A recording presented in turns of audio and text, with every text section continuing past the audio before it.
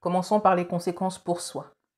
Ne pas répondre à l'appel de Dieu peut entraîner un sentiment de frustration, de vide spirituel ou la perte de bénédiction divine. C'est grave. La personne peut manquer la joie profonde de participer au plan divin pour sa vie et même connaître des complications dans sa vie, complications qui seraient évitées si elle se contentait de faire ce que l'Éternel attend d'elle. Le prophète Jonas en est une illustration parfaite. Il s'est retrouvé coincé dans le ventre d'un poisson parce qu'il fuyait la mission que Dieu lui avait donnée.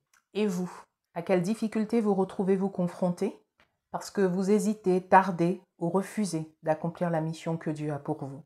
Dites-moi dans les commentaires ce que vous vivez et si ce que vous entendez aujourd'hui vous fait réfléchir et vous aide à changer. Sinon, dites-moi de quoi est-ce que vous avez besoin pour pouvoir enfin prendre la décision d'entrer dans l'appel que Dieu a pour vous. Abordons à présent les conséquences pour les autres lorsque quelqu'un refuse d'accomplir sa mission.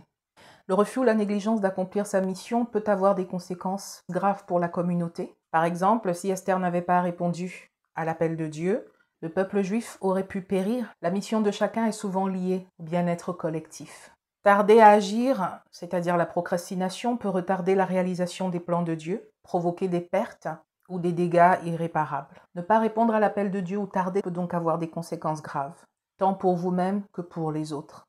La parabole du figuier stérile, racontée dans Luc 13, versets 6 à 9, montre que le retard à produire du fruit peut conduire à sa coupe. De plus, dans Jean 15, verset 2, Jésus-Christ, le Seigneur, ajoute « Tout sarment qui est en moi et qui ne porte pas de fruit, il le retranche ». Voyez qu'il y a des conséquences à ne pas accomplir la volonté de Dieu, la mission que Dieu vous donne.